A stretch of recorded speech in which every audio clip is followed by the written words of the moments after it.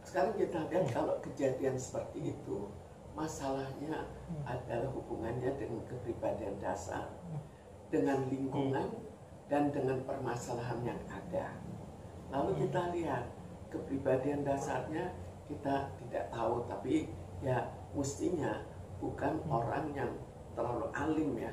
Kalau orang yang terlalu alim, dia juga walaupun diamalkan pun juga dia tidak akan membalas separah itu.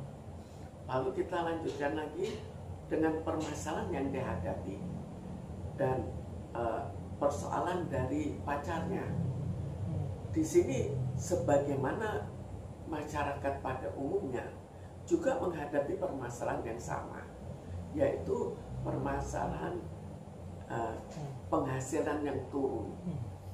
Di sini kan kita bayangkan sangat mungkin penghasilan itu juga turun, tapi istri tetap menuntut sangat tinggi, jadi membawa kekesalan yang luar biasa. Dengan kekesalan itu mungkin saja dia akhirnya naik pitam, tidak tahan lagi dan melakukan mutilasi. Tapi sekarang kita lihat lagi cara apa yang dilakukan. Kalau dilakukan mutilasi atau dilakukan pembunuhan atau apa saja yang mirip, itu otomatis dilakukan sesuai dengan kelebihannya. Jadi di sini kelebihannya apa? Ya, atau kebiasaannya yaitu sebagai memotong hewan. Jadi memutilasi itu dianggap sebagai hewan. Tapi semua itu tergantung pada latar belakang. Jadi alasan untuk melakukan mutilasi, ada yang alasannya adalah melakukan pembunuhan karena orangnya misalnya punya rahasia yang disimpan, atau melakukan perampokan, atau ya melakukan hal-hal lain yang semua itu mempunyai suatu kemiripan dengan pada saat ini dengan situasi ekonomi.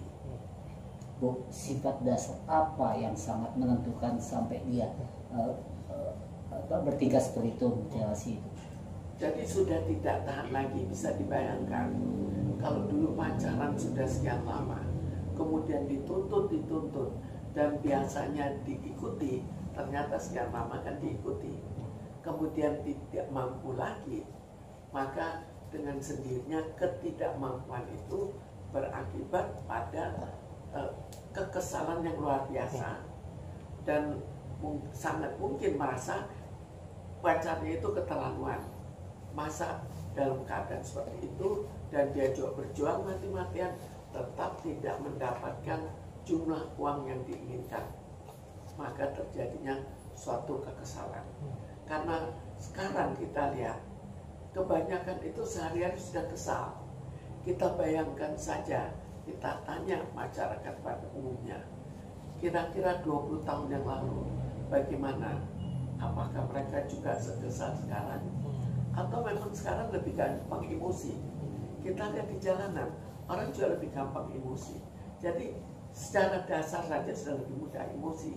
Kemudian ada persoalan yang begitu berat bagi dirinya, di mana dia sudah berjuang dan tidak berhasil, maka emosi itu meledak dan akhirnya dilakukan pembunuhan. Kan banyak juga Bu, masyarakat atau orang-orang lain juga dengan permasalahan yang sama. Tapi kenapa harus dia seperti ini Bu? Alasan yang sangat detail banget Bu, sampai dia bisa seperti itu. Karena itu kita lihat, tidak setiap orang dengan masalah yang sama akan melakukan perbuatan yang sama atau perbuatan yang keji.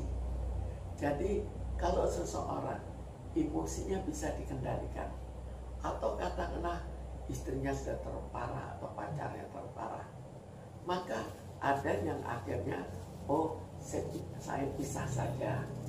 Ada yang mungkin dia tidak bisa pisah, dia lari kemana, tapi belum tentu pembunuhan. Yang melakukan pembunuhan ada kepribadian tersendiri, di mana dia memang seorang yang ya cukup kasar dalam sehari-harinya.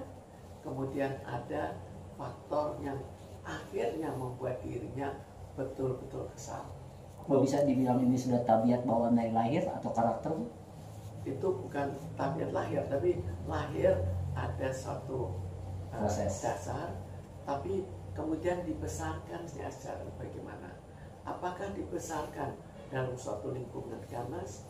Apakah dibesarkan oleh orang tuanya untuk lebih banyak melakukan tindakan melawan? Lalu bagaimana lingkungannya? Kalau misalnya lingkungannya tidak seperti yang terjadi, mungkin dia juga tidak akan melakukan pembunuhan. Misalnya punya pacar yang dia yang kurang toleransi tapi tidak separah ini, maka dia juga tidak sampai se-emosional ini. Bu, ini kan dia katanya infonya kan sudah 5 tahun pacaran. Terus gara-gara hanya dia tidak membuka pintu saat dia gara-gara pacarnya yang cewek tersebut tidak membukakan pintu saat malam hari jam 2 saat pacarnya yang laki pulang karena habis dari kerja, tidak dibuka pintu, itu membuat dia emosi meledak-ledak sampai tega gitu, nusuk dan sampai ada niat akhirnya memutilasi. Ini sebegitu ibaratnya gampangnya, Bu, dari 5 tahun berhubungan gitu, Bu. Sekarang kita lihat masalah pembunuhan itu ada pembunuhan berencana, ada spontan.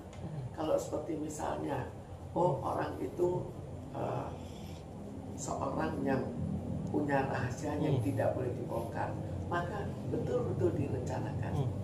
Orang itu bisa mengungkapkan sesuatu yang besar, betul-betul direncanakan. Tapi kalau misalnya sesuatu hubungan di mana dia kesal itu terjadi secara spontan. Bisa juga kesal dipendam, tapi bisa juga kekesalan yang dilakukan dengan spontan. Kalau spontan, ya mungkin ini merupakan faktor pencetus ya, bahwa kenapa nggak dibuka, tambah emosi. Bu, sebelum kejadian ini kan bisa kita bilang kalau dia sebelumnya ringan tangan. Itu bisa nggak sih, Bu, diklaim gitu, Bu? Ya, kalau ringan tangan karena itu dalam responsnya dia lebih ke arah agresif, lebih agresif dengan kekerasan. Ya, ini juga kekerasan. Jadi keadaan lebih parah, maka kekerasan yang terjadi adalah sampai pembunuhan. Bu, kira-kira ada pesan nggak sih, Bu, bagi masyarakat khususnya orang tua yang punya anak perempuan ya, karena kan kekerasan seksual dan KDRT itu banyak kan dikena perempuan. Apa sih, Bu, pesan dari Ibu sebagai seorang psikiater untuk ibaratnya menjaga anak perempuannya, karena kan selama 5 tahun ibaratnya dia bersama pacaran, tidak ada hubungan resmi, biar tidak terjadi seperti ini lagi gitu, Bu. Sebetulnya dengan orang tuanya mestinya anak ini juga ada persoalan. Kalau tidak, dia tidak begitu mudah untuk sampai 5 tahun betul-betul ya kontak bersama orang tua. dengan orang tuanya.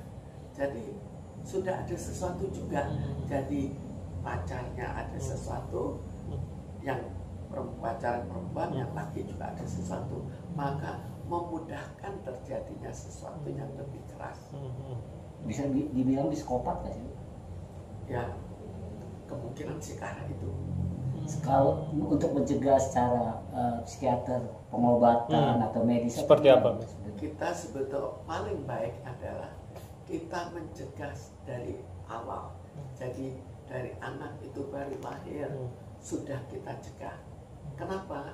Karena bisa saja misalnya kalau jiwanya tidak sehat, maka bisa saja dia tidak membunuh, tapi bunuh diri, bisa pakai narkoba, bisa jadi sakit jiwa yang sampai pada taraf psikosis, kan bisa macam-macam.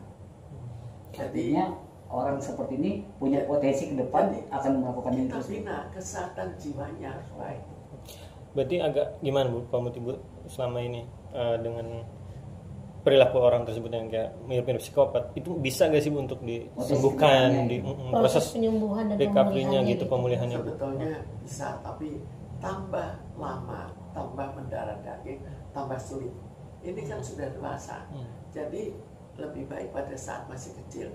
Misalnya dia masih di sekolah, itu sudah dideteksi dan akhirnya diatasi. Jadi kalaupun tetap tidak berhasil sempurna, tetap berhasil mengurangi. Bu, dampak psikologis buat si pelaku sendiri, Bu, biasanya cenderung nantinya bakal tertutup atau pura-pura depresi atau seperti apa, Bu?